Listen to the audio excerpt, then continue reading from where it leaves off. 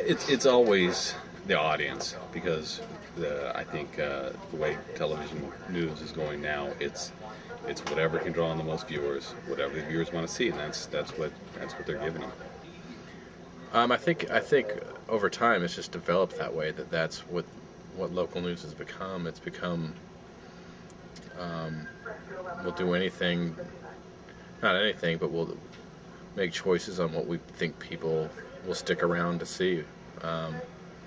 If we had nothing but city council meetings and education stories, our viewership would decline. So we've really tuned it out. Do you see something that's kind of violent and it doesn't upset you, you're not it doesn't bother you, you just kind of see it and pass it off?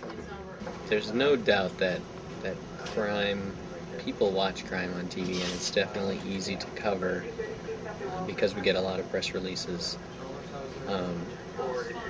So if you were to ask, management, maybe they would say, no, we don't do that simply because it's cheap to cover it. But the reality is that it is. Well, I think that that media outlets definitely go for the flashier stories, whether those are violent stories or sex scandals. I think that we put stories out there that will get people's attention. There's a lot of things you could cover, but we do the things that, whether good or bad, get people's attention. And unfortunately, a lot of those are the crimes and the violence. At this station, and in my position too, I attend the planning meetings, the 2:30 planning meetings. Reporters in there, producers are in there, news director, so on down the line.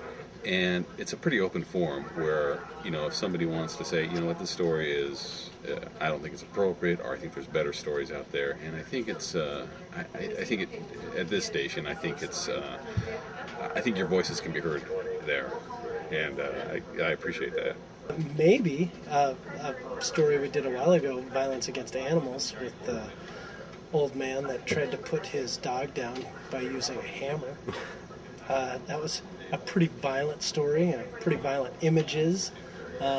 The police even gave us photos of this dog who was almost dead and then died later, and those were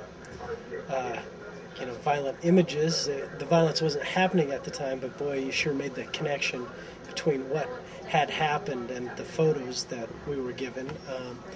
We chose to blur out parts of the photos, but that was a pretty violent thing, and I thought we went about the story completely wrong.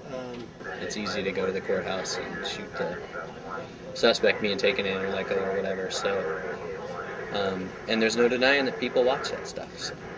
There's just no question about it. You need to turn a story every day, so you don't have time to research a story, get sources in line up interviews. You have to turn product every day, and so there's pressure to do that, so that you just can't do those big, long, involved stories. You just have to turn product. It's the sausage grinder, cranking it out every day. Just grind.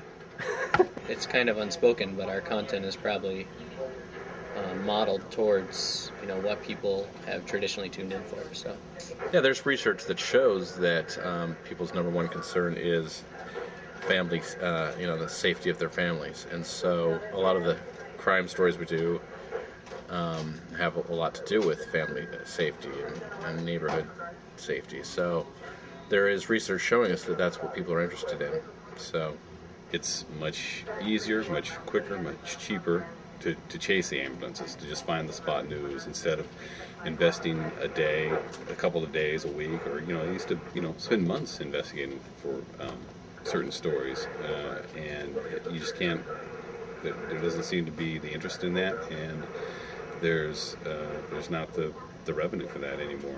Within the station, they just can't justify spending that much time on one story when they have to turn out a product, multiple hours every day. I think there's a huge responsibility. People turn to the local news to find out what's going on in our community, and I think it's up to us to do the important stories that people are interested in. if it's a story that not many people are interested in, and these community meetings, and there's only 10 people, well, we're kind of a let's see, how do I put this? A reflection of our audience. If there's 10 people at a meeting, well, that means there's probably not that many viewers that care about that story. But if it's a packed meeting, if it's a hot issue about a ballot measure or education, it's up to us to cover it and do a good job with it and inform the viewers. I think we try to think about the costs on everyday levels, but then when something happens, some big story breaks and we just throw everything at it and we don't think about costs. But then there's a mandate that we need to think about costs, but we send people on overtime to go get pictures of something we already have during the daytime to get pictures of it at night. So I don't know. I think cost is in the background of a lot of people's minds, but it's not up front in the daily news that we cover. So we don't sit every day and make a conscious decision. Let's find some violent crime stories, but in a sense, it is that's just what it's developed into over the years.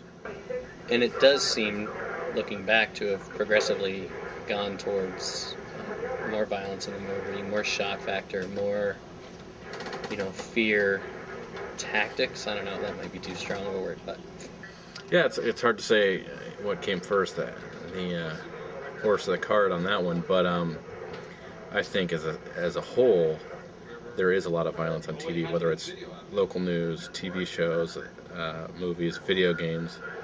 I think that it's out there, and I think it's up to parents to make sure their kids aren't seeing it.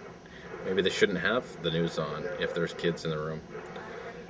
They have to use the discretion correctly. But yeah, and I think it's out there, and I think in a way it does cause some of the violence, whether it's a video game or us. It does have an impact.